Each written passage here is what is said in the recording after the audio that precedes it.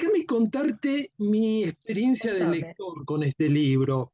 Yo empecé Dale. a leerlo como si se tratara de una novela, luego descubrí que estaba en medio de una crónica y finalmente no me importó de qué género se trataba porque había un relato y ya no podía salir de él, ¿no?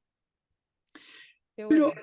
hablemos de lo que de veras importa, de tu experiencia como autora. ¿Siempre supiste que se iba a tratar de una crónica? Siempre es, a ver, ¿qué supe? Me parece que me parece que me identifico más con esas aguas que vos definías al principio, ¿no? Como que en principio puede llegar a ser una crónica y después entró mucho en la cuestión de pensar la voz, ¿no? Pensar la voz narrativa, pensar la forma y, y- y- y- y al pensar la forma también hice intervenir a muchos documentos, viste que Ujú. la narración intercala, qué sé yo, expedientes, artículos de diario, fragmentos de libros. Entonces, ahí es, bueno, este es el primer libro que yo publiqué más de 20 años. No, 20 años. Y entonces te digo que realmente es el primer libro que yo publiqué y di, y por supuesto que no el primero que escribí, porque justamente ese, como esa, si fuera una manera por ahí de navegar en distintas aguas, ¿no? Me hizo por primera vez sentir que había dado como con un clic, ¿no? Como que mi voz ahí encontró un camino. Entonces, no sé si siempre supe, ¿qué supe? A ver, ¿qué supe? Mira, este libro, al contrario, perdón, estoy tratando de apagar el aire que me está, o sea, o me muero de No hay frío o de problema. calor. Em, este libro, al contrario de todos los libros míos que más bien se me aparecen como por una cuestión conceptual, ¿no? O sea, hay un tema que de pronto me convoca o una escenografía. Este libro se me cruzó por la cabeza mirando una foto em, de una mujer muy grande de edad, muy flaquita, que estaba como sentada en una silla mirando la nada en algo que parecía un pueblo desértico. Y creo que como que fui detrás de esa figura, ¿no? Entonces, ¿cómo ir detrás de esa figura? Sí, es verdad que pensé en la no ficción. En, Pensé en la no ficción, estaba muy alucinada, ese fue un momento de mi vida que yo por primera vez me había puesto a leer muchísima no ficción, muchos relatos de viajes que eran una novedad, en una vida plagada de lecturas más que nada de novelas. Entonces había algo ahí del trabajo con lo real y con lo documental que me empezó a alucinar. Y de hecho, bueno, al día de hoy, que han pasado 20 años, como decía, no lo abandono en el sentido que sigo trabajando con el documento aún en mis novelas, ¿no? Ujú. Hay una poderosa voz narrativa que bien puede ser la voz de un novelista, pero vos aludías recién a la inserción de recortes de prensa, de notas, de testimonios, de transcripciones, incluso de fragmentos de libros, una manera, ¿no?, de decirle al lector, mira que esto es real, mira que esto ocurre, tiene un escenario real. Sí, yo creo que esa es una de las funciones del documento, ¿no? Esta que vos decís. Y también hay algo de él, digamos, cuando yo empecé con este libro estaba como un poco agobiada por las formas cerradas, ¿no? La forma de la novela cerrada, la forma de filosofía y letras donde yo me formé, la universidad cerrada, eh, como Buenos Aires como lugar de legitimación de escritores cerrado. Estaba agobiada, de hecho, te digo sinceramente, había escrito, tengo 3 libros escritos antes de eso que nunca publiqué, ni publicaré, y además años viviendo en esta ciudad después de haber venido de la Patagonia, y me había incluso gran parte de este libro tiene que ver con ese viaje que yo hice así como de portazo al medio de la Tierra del Fuego, que fue lo que me conectó con la narrativa no ficcional por primera vez en mi vida, ya recibida de Puan, o sea, ya con 3 novelas escritas que para mí no tienen razón de ser y por eso desaparecieron. Pero lo que te digo es que para mí ahí hay algo del aire, ¿no? De abrir y también de pensar la literatura y sus sistemas de consagración un poco por fuera de lo que se supone que es la literatura, ¿no? Para mí también hay como una cosa de estética política en esos documentos que voy incorporando, ¿no? De estética, digamos. Ujú. Y de hacerlo de alguna manera polifónico, el relato, ¿no? Eh, Tal y, cual. y es algo, una mecánica que no se circunscribe a este libro, sino que es un procedimiento que has empleado posteriormente en otros trabajos tuyos. Estoy pensando en Derroche, por ejemplo, ¿no? ¿Verdad? ¿Verdad? Sí, sí, sí. Sí, lo uso siempre, lo único que cambia es la forma, ¿no? Digo, bueno, a ver ahora cómo va a aparecer, ¿no? ¿Cómo va a aparecer lo documental acá? Entonces aparece en distintas formas, muy distintas. Después de Falsa Calma escribí otro libro que se llama Desubicados, en el que los documentos toman mucho, mucho, mucho la escena, mucho más que acá, porque Falsa Calma, yo te digo que a esta altura lo leo si me preguntás, y esto es lo que me gusta de mí, de mi relación con mis propios libros, que según pasan los años, yo los voy considerando distintas cuestiones, ¿entendés? Y ahora los veo como una serie de retratos, tal vez porque el año pasado, hace 3 años, estuve dando cursos de retratos en una maestría donde doy clase, no sé, digo, pero realmente esto en realidad es una colección de retratos.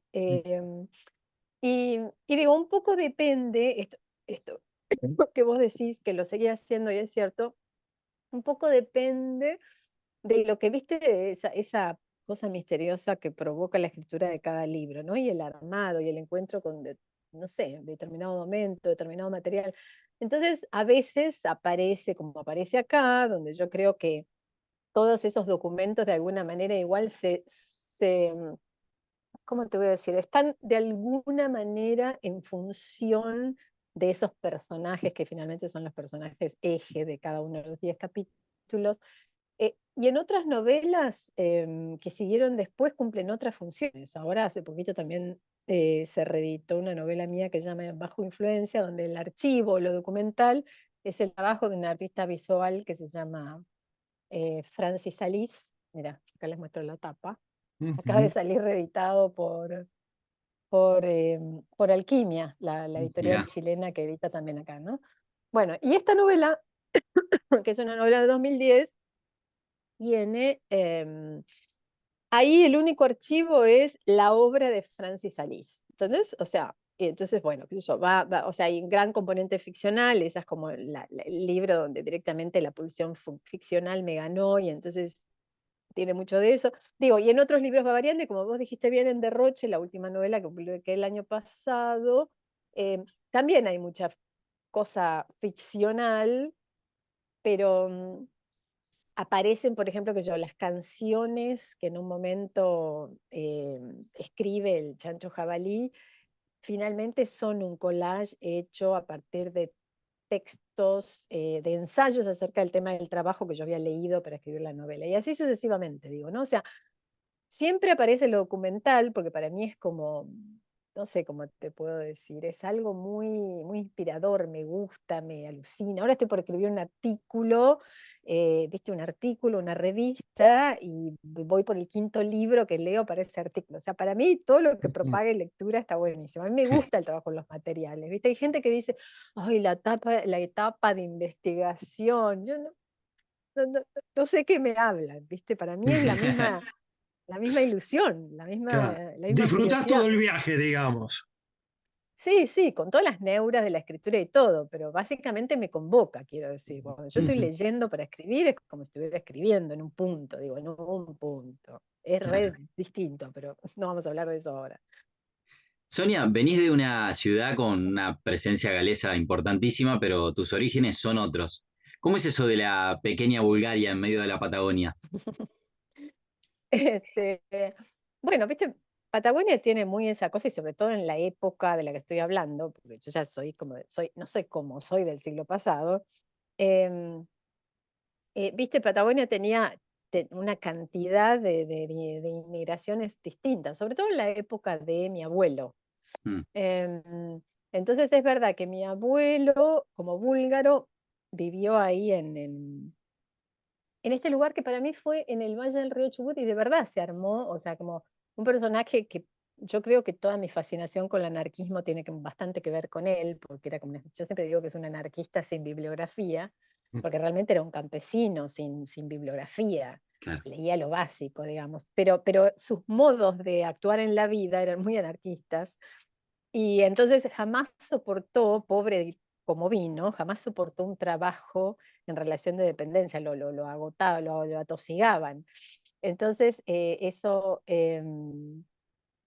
es muy impresionante. Entonces, bueno, de alguna manera encontró su modo de vivir ahí, en el Valle del Río Chubut. Pero lo que yo digo es que entonces él se armó muy, o sea, de alguna manera él armó una especie de escenario, toda claro. esa escenografía de la chacra que tenía de verdad, como yo digo ahí en el prólogo, como los olores de lo que yo supongo que es Bulgaria, porque todo esto no fui, pero los colores, las comidas, las conversaciones, o sea, el sonido es muy interesante el sonido. ¿Viste? Vos por ahí sos una generación, sos súper joven, pero por ahí te pasa de cosas de tener abuelos, ir a casas donde se escucha el Total. castellano proveniente de otra música, es muy alucinante.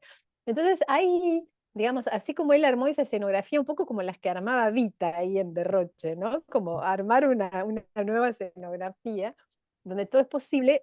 Para mí ese fue un lugar muy importante para mi imaginación. Realmente yo ahí me sentía como que me iba de la ciudad, del colegio, de mis padres y me iba a ese lugar. Fue como un lugar muy inspirador para mi vida de escritora. Claro. Y en ese sentido, Sonia, este libro, podríamos decir que es un viaje de regreso no solo, digamos, a nivel espacial, sino en el tiempo, ¿no? En parte sí, sí, sí, sí, sí, sin duda. Tiene que ver, sí, yo creo que con un poco con cierta cuestión para mí fantasmagórica, ¿no? De la Patagonia. Porque a mí, digamos, fantasmagórica en el sentido de que de, básicamente de mi vida como escritora. Eso es Claro, tremendo y para mí es una deuda que todavía tenemos en la literatura argentina, ¿no? Diga, esta cosa de que para ser escritora tenés que vivir en Buenos Aires o cerca, como ustedes sabrán desde La Plata. Em, es un poco complicada, es larga y todo lo demás de analizar podría ser un tema en sí mismo, pero lo que digo es que para mí eso, sabiendo que quería vivir no sabía del todo si quería ser escritora, pero que quería vivir en la literatura seguro. em, entonces, para mí, ya desde muy chica era estar ahí, era alucinante, como te digo, en ese sentido de la imaginación, en la chacra de mi abuelo, pero también era muy asfixiante como perspectiva, ¿no? Como claro. perspectiva, o sea, porque es tremendo, pero digamos, la literatura y el hacer literario, sobre todo en la época en la que te estoy hablando, principios de los años 80, con, viste, la dictadura todavía en el aire, etcétera, eh, ni siquiera en el aire, en presente, Mm, todavía era como muy difícil pensarse ahí como ligada a la vida literaria. Entonces, para mí, siempre funcionó también como un lugar muy opresivo. Entonces, yo creo que tiene mucho de vuelta Falsa Calma, de volver a esa opresión, ¿no? Y de hecho, por eso la narradora, yo deliberadamente hice que esa narradora hable muy poco de sí misma, porque en un punto claramente todos esos personajes tienen algo de ella, claro. clarísimo, ¿no? Ujú, ujú. Es como una especie de, digamos, de coro que arma una primera persona de modos tangenciales, ¿no? También para no sobreabundar con tanta primera persona bueno, como últimamente sucede, ¿no? Con algunos buenos resultados, pero muchos un poco pesados para mi Mm, gusto. Ujú. total. Cayendo en eso que habla Juan Villoro, ¿no? De la crónica selfie, ¿no? Del periodismo selfie. Eh, Y un poco, sí. Hablaste de lo fantasmagórico y da cierto estremecimiento la lectura del libro porque da la impresión precisamente de pueblos fantasmas, ¿no? Están los fantasmas de la memoria, y pareciera haber otros fantasmas de carne y hueso que parecen estar ahí eh, purgando una condena y una especie de culpa que desconocen, ¿no? Sí, hay algo sí, hay algo como de orden con el existencialista, ¿no? Quiero decir, a mí siempre, si podemos hablar de como de corrientes literarias, nunca me sentí próxima al gótico y sin embargo sí al existencialismo. Entonces, me parece que esos fantasmas tienen más que ver con esa condición existencial, un poco como de Beckett, ¿no? Yo pienso sobre todo en el teatro de Beckett, ¿no? Esa cosa Ujú. de estar ahí como esperando a Godot, ¿no? Como inmóviles, sin... Esto, por supuesto, es, por eso digo, ahí me parece muy importante, yo no estoy haciendo un trabajo etnográfico ni asegurando que esa es la vida en la literaria, por eso siempre he dicho, esto no es una no ficción periodística, es una no ficción literaria.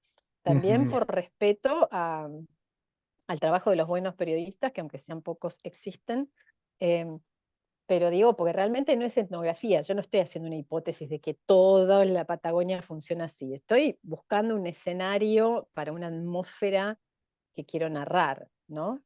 Más allá de eso, por supuesto que sea alguien muy fascinado por la comprobación de los hechos, puede hacerse un lindo viaje de ruta y va a encontrar eso que yo cuento, por más que yo lo haya contado, lo haya encontrado hace 20 años, ¿no? Todavía está. ¿A qué edad dejaste Trelew? A los 17 Ujú. con la coartada universitaria, Ajá, me vine para acá. Me vine claro. para acá a estudiar letras, sí, me vine para acá. Ujú, ¿Y a los volvías 17. asiduamente o no? Vuelvo, me Volvés. encanta. Sí, Ujú. tengo familia y la paso bomba porque realmente yo amo la Patagonia, este es el tema. Me gusta muchísimo. Yo soy de la Patagonia esteparia, digamos, frente al océano. Es decir, que cuando voy, vivo frente al mar, camino al lado del mar, huelo el mar. Me gusta muchísimo el mar y el viento y el frío. Y la luz de la Patagonia me encantan y muchas otras cosas también. O sea, para mí es un lugar atesorado, sí. Me gustó descubrir en la solapa del libro que sos una caminante compulsiva, porque yo también padezco esa compulsión. Mira vos. Sí, Bueno, tenés que leer Mal de Época, ya que has leído libros míos, disculpame que me haga un auto, pero pero está dedicado a un personaje que sufre esa compulsión, la ujú. de la dromomanía. Sí, sí, sí, la dromomanía. Y celebré encontrar ese fragmento de Torreón, ¿no? De que habla del arte de caminar. Ujú. Sí, es hermosísimo. Sí, Sí. Porque sí, muchos andan a pie, pero no todos ejercen ese arte. sí, tal No es lo cual. mismo. No, y no es lo mismo para nada y hay mucho, bueno, hay un capítulo ahí en el CUI que está resuelto, o sea, como que está muy explicitada la caminata, por supuesto que ya me la pasé caminando de una punta a otra de esos pueblos, ¿no?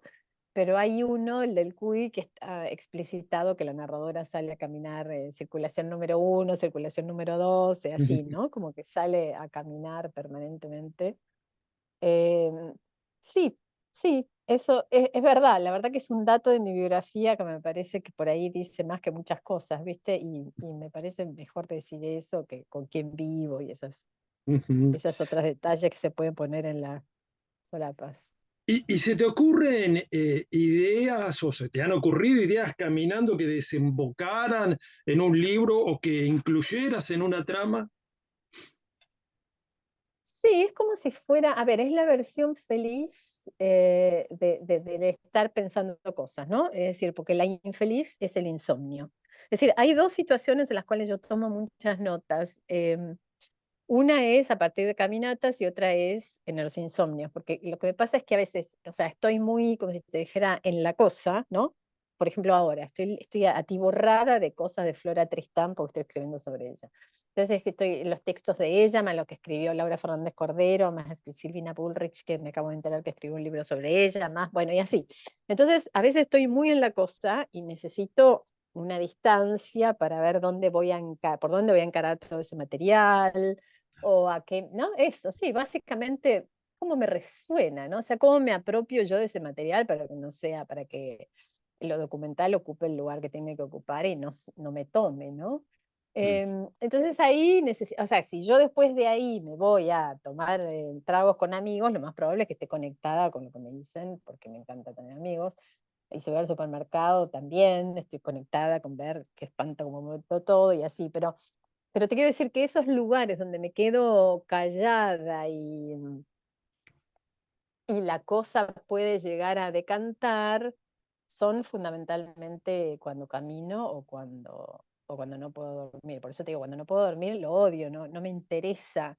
No es que diga, ay, qué suerte, se me ocurrió una idea. Digo, preferiría estar durmiendo, nada me interesa más. Pero la verdad es que muchas cosas las resuelvo en insomnios y a veces cuando finalmente me sale una nota que me convence, un cuaderno de notas, ¿no?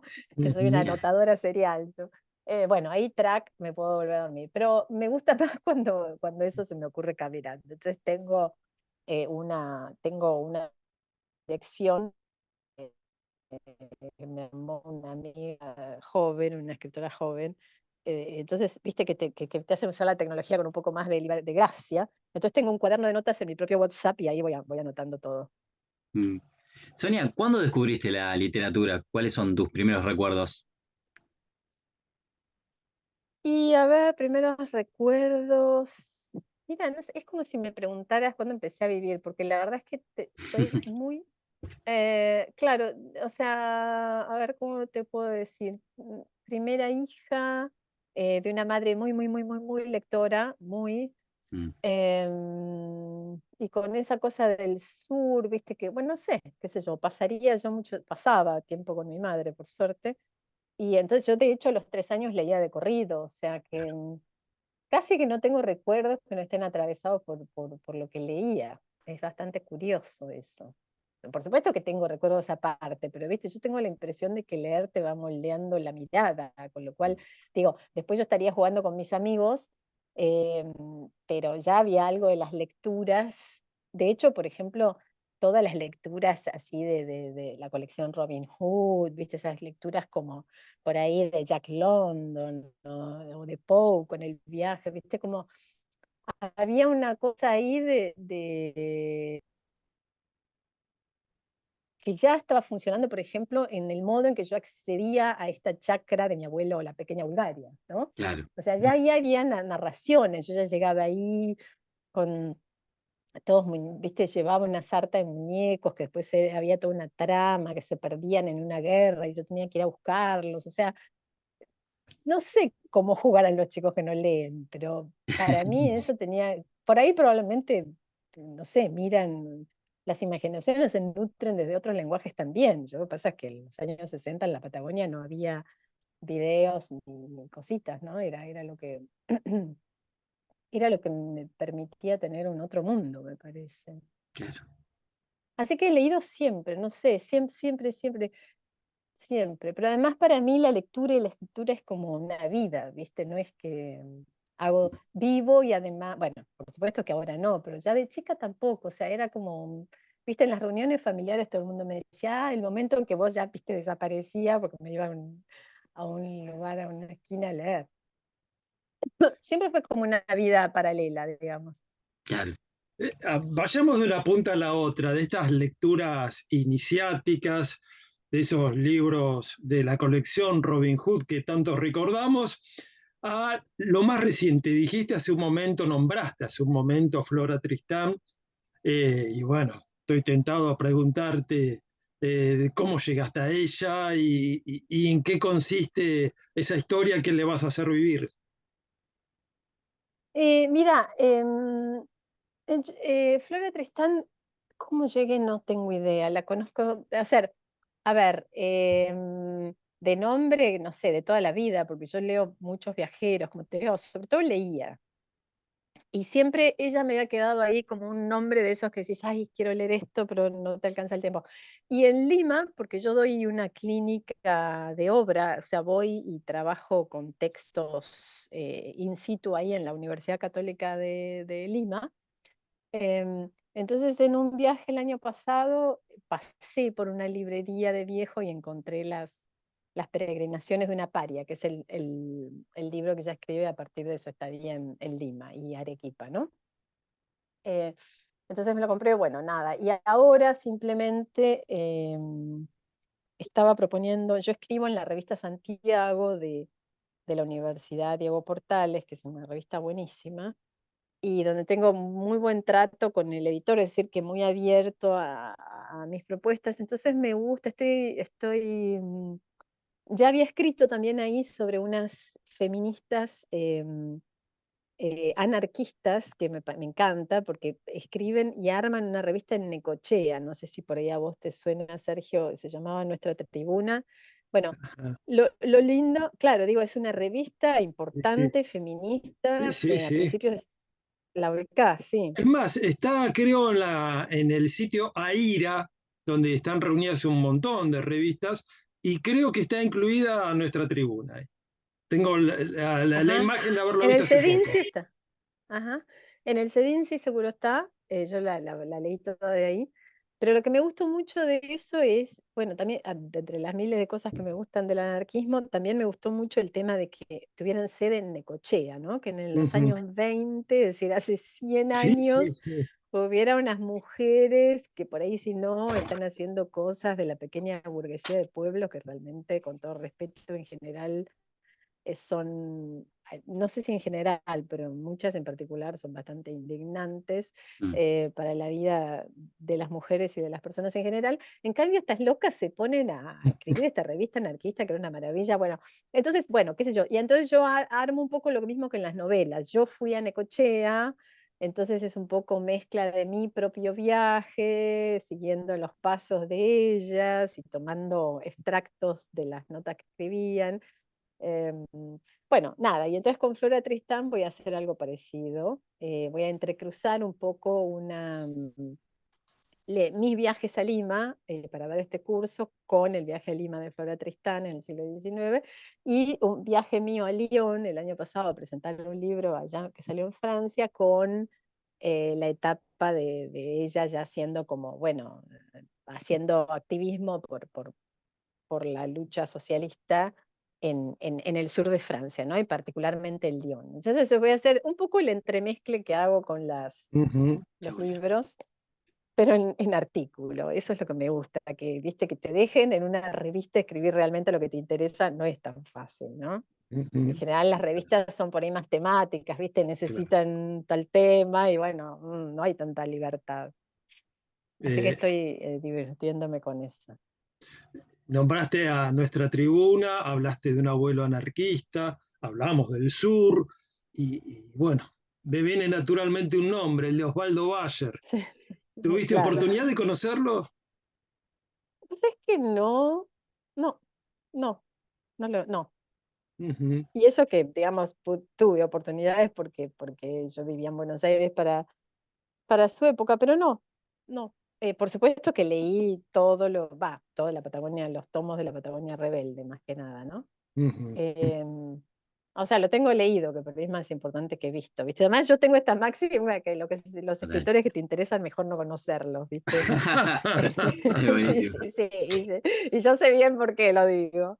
Y sí, sí, sí, todos hemos Sí, tenido alguna sí, experiencia sí, que nos sí. lleva a adherir a esa máxima.